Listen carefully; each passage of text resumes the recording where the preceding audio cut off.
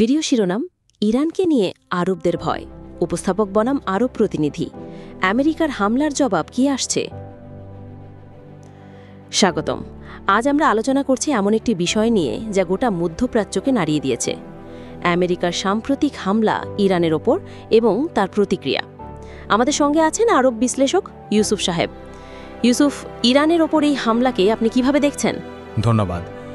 দেখুন, ইরান বরাবরই এক ধরনের আগ্রাসী মনোভাব পোষণ করে আসছে। আমেরিকার এই হামলা ছিল হয়তো একটি বার্তা, কিন্তু আমরা ভয় পাচ্ছি পরিণতি ভয়াবহ হতে পারে। আপনি বলছেন আগ্রাসী মনোভাব, কিন্তু গত এক দশক ধরে মধ্যপ্রাচ্যে যে রক্তপাত হয়েছে সেটা কারা করেছে? ইরান নয়, বরং পশ্চিমা শক্তিই তো বেশি আগুন ধরিয়েছে। আপনার কথা ঠিক, কিন্তু ইরানও তো ইয়েমেন, সিরিয়া, লেবানন সর্বত্র হস্তক্ষেপ করছে। তারা পরমাণু কর্মসূচি নিয়েও তো প্রশ্ন আছে। হস্তক্ষেপ বলছেন? আরব দেশগুলো কি করছে? ইসরায়েলের সঙ্গে হাত মিলিয়ে ফিলিস্তিনের শিশুদের হত্যা কি হস্তক্ষেপ নয়? ইরান অন্তত জুলুমের বিরুদ্ধে দাঁড়িয়েছে, এটাই তো ভয়ের কারণ। আপনি হয়তো ইরানের কথাই বলছেন, কিন্তু আরব জনগণের মধ্যে ভিন্ন মত রয়েছে। আমরা চাই না নতুন আরেকটি যুদ্ধ শুরু হোক।